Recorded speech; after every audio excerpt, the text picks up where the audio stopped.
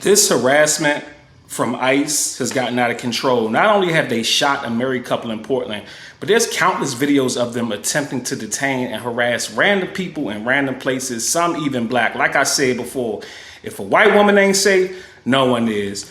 Let's review some of these atrocious acts. Stage at your discretion, police are en route. It looks like caller saying that he was shot twice by ICE and his wife was shot as well. Your top group is going to be Ops 1, Engine 7 with Medic 314 and Medic 321 with police en route. This will be a shooting at the... We have a male who was shot twice in the arm and his wife who was shot in the chest. Your top group is going to be Ops 1. Stand by for additional dispatch.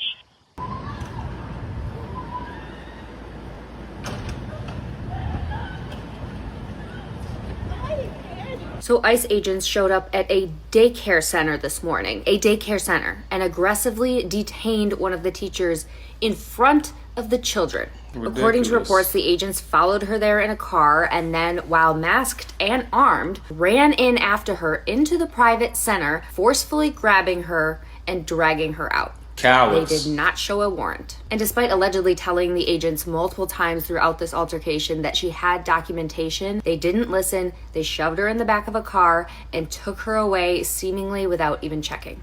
And to be crystal clear, I do not give a flying fuck if she is undocumented. There is not a single circumstance that makes this okay. This woman is an infant teacher at the center and is also a mother. Parents that spoke to reporters talked about how when they got here today, there were many children and teachers crying. They are now taking the women that are taking care of our babies so that women like us can work. They are terrorizing our children in their safe spaces. This is the Trump administration.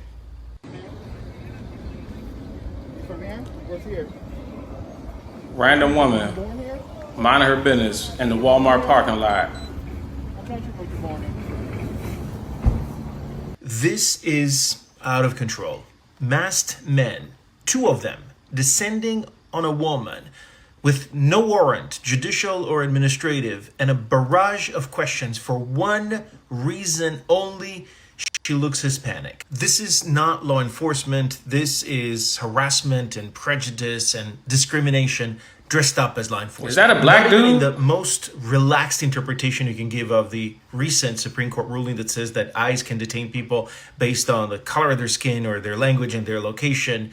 A decision, by the way, that will go down in history as one of the most unjust and unfair decisions out of the bench. Not even in the most relaxed and loose interpretation of that can this be justified. And yet she is targeted by Trump's private police because she's brown, because she's Hispanic, because she probably has an accent. And this, ladies and gentlemen, is the result of the dehumanization process that this administration has planned and executed. Hispanic now equals undocumented, it equals unlawful, criminal, undesirable. It means targeted, wanted, hunted. And the hunter is an untrained, uneducated, masked man. But saddest of all, he's also cheered on by a segment large enough of this population that should have no place at all in a democratic society. I almost got detained by an ICE agent on my mail route. That's crazy. All right, man. So look, I swear I never thought I would be in a position to get deported from the country that I was born in. So, like, I'm out here doing my mail route as usual, just trying to finish up the day. And the next thing I know, like, it's an ICE agent, like, telling me to put my hands where he can see them. So at first, I thought it was like a joke or something. I'm like, sir, like, you know, I'm with the U.S. Post Office. I'm literally at work. But he not laughing. He, like, circling around me, like, what country I'm from, where was I born, and if the vehicle was mine. So I pull out my little ID, whatever, and, you know, I show him my work scanner. I even show him, like, my little mail keys, whatever. So he's still not buying it. Like, he like, you know, it's a federal offense to impersonate a postal worker, right? Bro, my heart dropped as soon as he said that. Like, who wants to impersonate a postal worker? Who wants to pretend to be a postal worker so they can go deliver mail? You know what crime I can't wait to commit? I can't wait to pretend to be the mailman so I can go get chased by dogs. How do you even prove like you work somewhere when the person doesn't want to believe you? So the next thing I know, another agent walk up, hand near his holster, and I'm just standing there with my mail bag like halfway open, like, sir, like these are bills and coupons, like not contraband. So they starting to ask if I got documentation proving if I'm a U.S. citizen. I said, yeah, like my birth certificate, like it's at home. And one of them radios in, and I hear him say, possible impersonator claims he's USPS. That's when I realized, like, okay, they like dead serious. So I had to get him my supervisor number, like on the spot, and they actually called my station. And thank God my supervisor answered. She like, oh yeah, Brian, like he's one of our carriers, like. And the agent just looked at me for a second, nodded, and goes, next time wear your full uniform. And then walked off just like nothing happened. Just like messed my whole morning up, bro. So, I don't know, y'all. At this point, I just sat back in my truck for a minute just thinking like, yo, it's crazy how like things can just like flip instantly. Like 1 second you delivering people's mail, and next second you explaining like why you exist here. I don't know, y'all. That was a crazy situation. Like, since that day, like, I don't step foot outside. I try to have my full uniform on, have my badge showing. I don't got it right now, whatever. But, I mean, because out here, like, being a federal worker don't always protect you. So, I don't know. That's crazy. What y'all think I should do, chat? I don't know. Let me know something, chat. Let me know something. Never mind. I'm not going to say what I'm thinking. Well, I just had to have But y'all thinking it a very too. difficult conversation with my sailors. I tell my sailors that if somebody looked at you and it is possible that they could assume that you are not an American, start carrying your passport around. Last week at 6:30 in the morning, a sailor went to a Wawa less than 2 miles from the base. He was in uniform. He pulls out of the parking lot, is almost immediately stopped by a Norfolk police marked vehicle. Out of the vehicle emerges not just a Norfolk police officer, but also an ICE agent.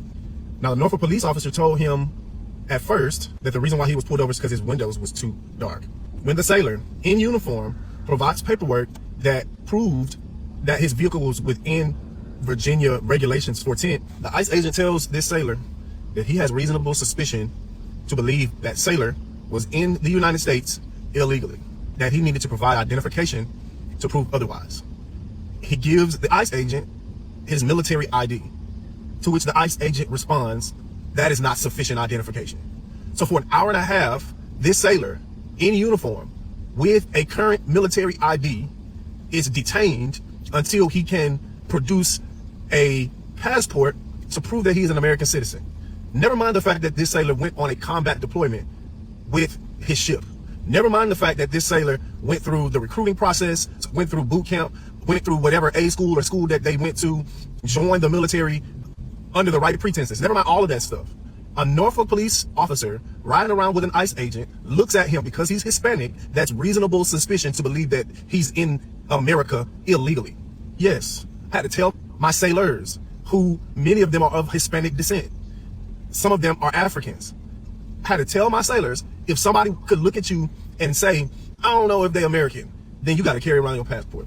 That's the sad state of affairs that we're in America, is that no matter the fact that you are in your military uniform, on your way to a military base with a military ID, this government, as it is currently set up, makes it okay for the fact that you are Hispanic to be stopped and harassed by police and ICE Absolutely agents. ridiculous. Which, correct me if I'm wrong, why are they riding around together?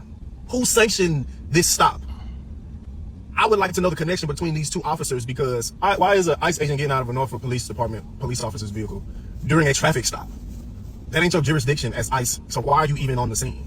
If a regular citizen was out there, then they would be arrested for impeding on the investigation or impeding on the officer's duties. But an ICE agent, after this illegal stop, then says, by the way, we don't think you from here.